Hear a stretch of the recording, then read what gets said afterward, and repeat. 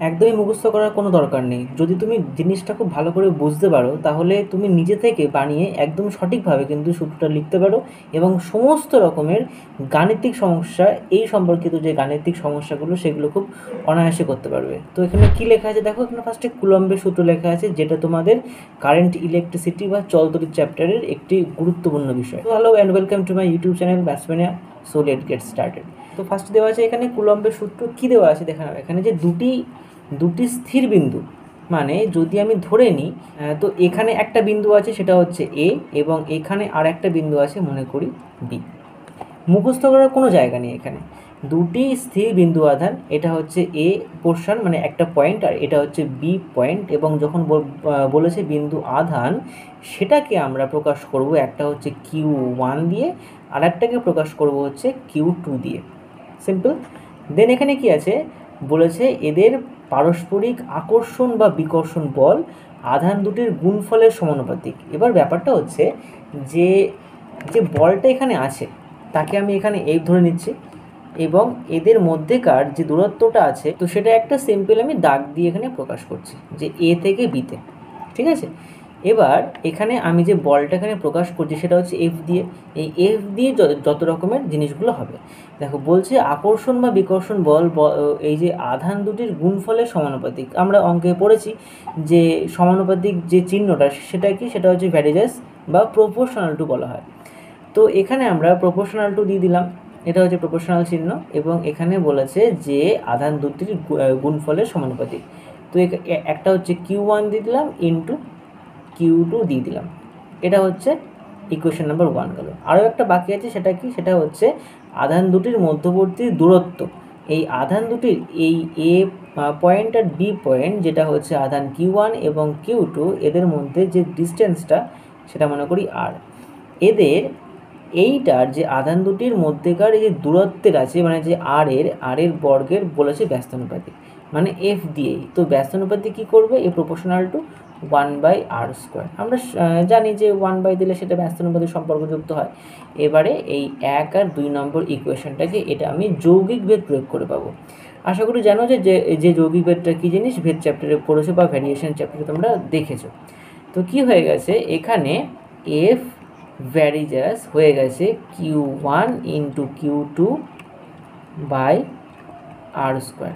এই যে আমি যে কষ্ট করে এখানে ভ্যারিজাস চিহ্নটা দিয়েছি, এটাকে তো তুলতে হবে কী হবে, যে ভ্যারিজাস থাকলে ইকুয়াল টু কে হয়। ঠিক আছে। আশা করি আমি বলেছি এইগুলো, যে আশা করি আমার পুরনো ভিডিওগুলো দেখেছো, ম্যাথসের ভেরিয়েশন চ্যাপ্টারের ভিডিও দেখলে এটা খুব সহজেই আরও ভালো করে বুঝতে পারবে। ঠিক আছে। তো আমি লিঙ্ক দিয়ে দিচ্ছি, পরে একটু চেক করে নেবে। তো এফ ইকুয়াল টু কী হবে, ইকুয়াল টু কে হবে। ইকুয়াল টু কে দিয়ে মানে এই ভ্যারিজাসটা উঠে equal to K Q1 into Q2 by r²। ঠিক। এবার হচ্ছে এই কে এর মানটা কখন 1 হয়ে যায়, কে এর মানটা হচ্ছে সিজিএসে কিন্তু 1 হয়ে যায়। কে এর মান কিন্তু পারিপার্শ্বিক মাধ্যম এবং এককের উপর কিন্তু নির্ভরশীল। ঠিক সেই কারণে এখানে আমরা কে এর মানটা কিন্তু 1 লিখতে পারি। তাহলে এখানে কি লিখতে পারি, কে মানে এফ ইকুয়ালস টু, যদি কে এর মান এখানে 1 হয়ে যায় তাহলে কি হবে, 1 ইন্টু Q1 Q2 মানে 1 into Q1 into Q2 by r²। তাহলে হিসেবের মধ্যে কী হলো, F equal to Q1 into Q2 by r²। যদি এই Q1 মানে F equal to Q1 Q2 by r² যেটা রয়েছে, আমি এখানে কি করতে পারি, আমি এখানে ধরতে পারি Q1 equals to Q2 equals to Q, এটা ধরতে পারি। ঠিক আছে। আর যদি আমি এই আর এর মান 1 ধরি তাহলে কি হবে দেখো, একটা খুব মজার জিনিস হবে, সেটা হচ্ছে এফ ইকুয়ালস টু এই Q1 আর Q2 জায়গায় কত লিখবো, শুধুমাত্র কিউ, মানে কিউ ইন্টু কিউ। ঠিক আছে। আর r² মানে কি 1² মানে শুধুমাত্র 1 হয়ে যায়। সেক্ষেত্রে কি হবে, সেক্ষেত্রে হয় হচ্ছে এফ ইকুয়ালস টু Q²।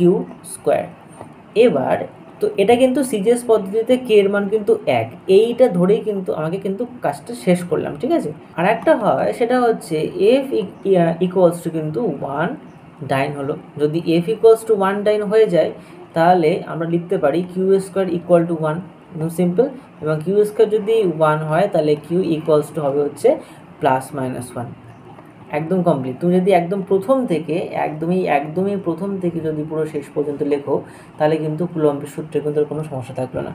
যদি দেখো কোনো সময় যদি ভুলে যাও তাহলে একদম সিম্পল এই জিনিসগুলো কিন্তু তুমি বানিয়ে লিখে দেবে যে এখানে এ একটি বিন্দু আছে এবং বি একটি বিন্দু আছে এবং এর যে আধানটা সেটা আমি Q1 দিলাম এতে, আর বিতে নাম দিয়েছি Q2। এদের এই যে আধানের আকর্ষণ হোক বা বিকর্ষণ হোক, আধান দুটির যে গুণফল আছে এই গুণফলের সমানুপাতিক দিয়ে দিয়েছি, আর আধান দুটির যে মধ্যবর্তী যে দূরত্ব আছে তাদের কিন্তু বর্গের কিন্তু ব্যস্তানুপাতিক করে দিয়েছি। পুরো সূত্রটা আমি আরেকবার বলে দিচ্ছি। এখানে 1 আর 2 নম্বর যৌগিক ভেদ প্রয়োগ করেছি, যৌগিক ভেদ প্রয়োগ করে এখানে আমি গুণ করেছি।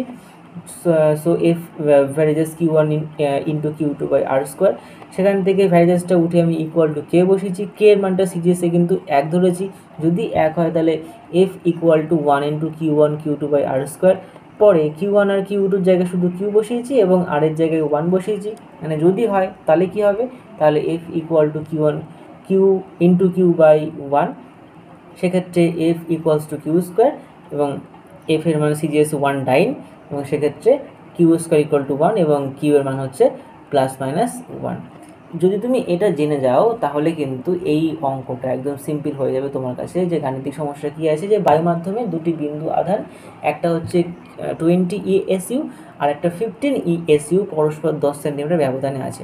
তাহলে একটা হচ্ছে এখানে দুটো এখানে আধান দেওয়া আছে, কী আছে, একটা হচ্ছে Q1 দেওয়া আছে 20 ESU, আর একটা আছে Q2 সেটা হচ্ছে 15 ESU, আর পরস্পর 10 সেন্টিমিটার ব্যবধানে আছে, তার মানে বোঝা যাচ্ছে আর এর মান হচ্ছে 10।